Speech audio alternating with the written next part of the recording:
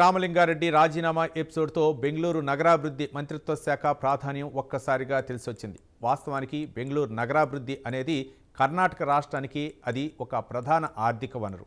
కర్ణాటక ఆదాయంలో సింహభాగాన్ని అందిస్తోంది సదరు మంత్రిత్వ శాఖకు ఇంతటి ప్రాధాన్యం ఏర్పడటానికి దీని పరిధిలోని ప్రభుత్వ సంస్థలే ప్రధాన కారణం అంటున్నారు విశ్లేషకులు. ఇదిలా ఉంటే గతంలో అనేక మంది కర్ణాటక ముఖ్యమంత్రులు ఈ శాఖను స్వయంగా పర్యవేక్షించారు.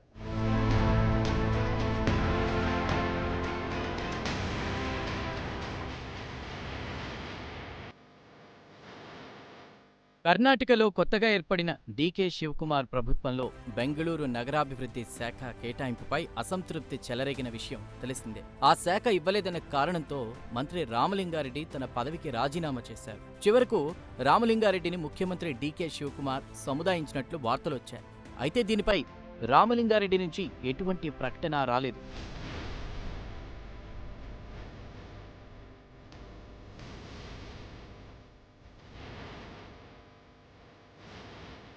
మొత్తం మీద రామలింగారెడ్డి రాజీనామా ఎపిసోడ్తో బెంగళూరు నగరాభివృద్ధి మంత్రిత్వ శాఖ ప్రాధాన్యం బయటి ప్రపంచానికి తెలిసింది. బెంగళూరు నగరాభివృద్ధి శాఖ అంటే అనేక మంత్రిత్వ శాఖల్లో ఒకటి అని చాలామంది కన్నడేతరులు ఇప్పటి వరకు భావించేవారు. అయితే బెంగళూరు నగరాభివృద్ధి మంత్రిత్వ శాఖకు ఉన్నటువంటి ప్రాధాన్యం తాజాగా రామలింగారెడ్డి రాజీనామా ఎపిసోడ్తో బయటి ప్రపంచానికి కూడా తెలిసింది.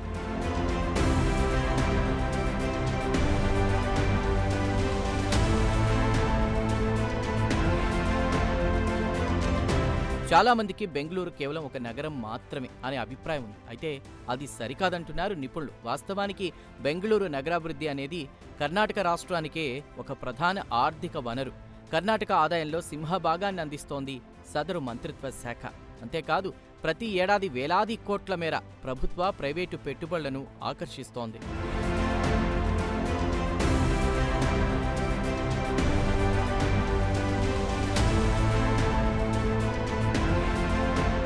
వాస్తవానికి బెంగళూరు అనేది ఒక గ్లోబల్ సిటీ. ఈ గ్లోబల్ సిటీకి సంబంధించిన మౌలిక సదుపాయాలు, హౌసింగ్, రవాణా, పట్టణ ప్రణాళిక వంటి కీలక నిర్ణయాలన్నీ బెంగళూరు నగరాభివృద్ధి మంత్రిత్వ శాఖ పరిధిలోనే జరుగుతాయి. లక్షలాది మంది ప్రజల జీవితాలను శాసించే సదరు శాఖ చేతిలో ఉంటే రాష్ట్ర రాజకీయాల్లో తిరుగులేని పట్టు సాధించవచ్చని రాజకీయ నేతలు భావిస్తుంటారు. ఈ నేపథ్యంలోనే బెంగళూరు నగరాభివృద్ధి మంత్రిత్వ శాఖకు డిమాండ్ పెరిగింది.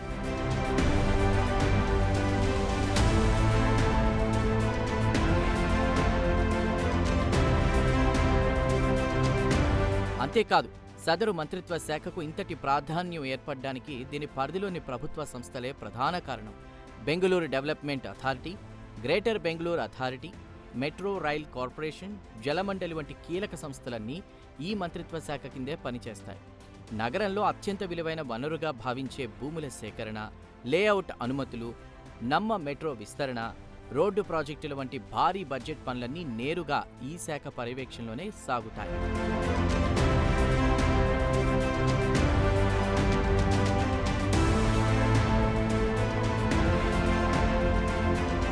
గతంలో ఇంతటి కీలకమైన బెంగళూరు నగరాభివృద్ధి శాఖను ముఖ్యమంత్రులు లేదా ఉప ముఖ్యమంత్రులే తమ దగ్గరే పెట్టుకునేవారు. 1999-2004 మధ్య ఐటీ రంగం పుంజుకుంటున్నప్పుడు అప్పటి ముఖ్యమంత్రి ఎస్ఎం కృష్ణ స్వయంగా ఈ బాధ్యతలు చూశారు. ఆ తర్వాత బిఎస్ యడియూరప్ప, బసవరాజు బొమ్మాయి, కుమారస్వామి వంటి ముఖ్యమంత్రులు దీనిని తమ వద్దే పెట్టుకున్నారు. గత సిద్ధరామయ్య ప్రభుత్వంలో డీకే శివకుమార్ డిప్యూటీ సీఎంగా ఉంటూ ఈ మంత్రిత్వ శాఖ బాధ్యతలు నిర్వహించారు. 2015లో సిద్ధరామయ్య హయాంలోనే కేజే జార్జ్ ఈ మంత్రిత్వ శాఖకు పూర్తిస్థాయి తొలి కేబినెట్ మంత్రిగా బాధ్యతలు చేపట్టారు.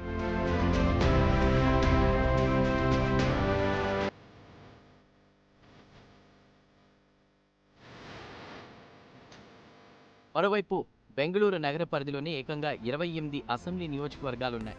ఇంత పెద్ద సంఖ్యలో ఉన్నటువంటి ఓటర్లను, ప్రజా సమస్యలను నేరుగా ప్రభావితం చేసే అవకాశం సదరు మంత్రికి ఉంటుంది. రోడ్లు, పబ్లిక్ ట్రాన్స్పోర్ట్ కోసం వేలాది కోట్ల పెట్టుబడులతో కూడిన ప్రాజెక్టులు ఇక్కడ జరుగుతూ ఉండడంతో ఈ మంత్రికి ప్రజల్లో గుర్తింపు ఎక్కువగా ఉంటుంది. ప్రాజెక్టులు సక్సెస్ అయితే సదరు నేత ప్రతిష్ట రాష్ట్ర స్థాయికి పెరుగుతుంది. అందుకే ఈ శాఖకు ఇంతటి ప్రాధాన్యం ఉందని నిపుణులు విశ్లేషిస్తున్నారు.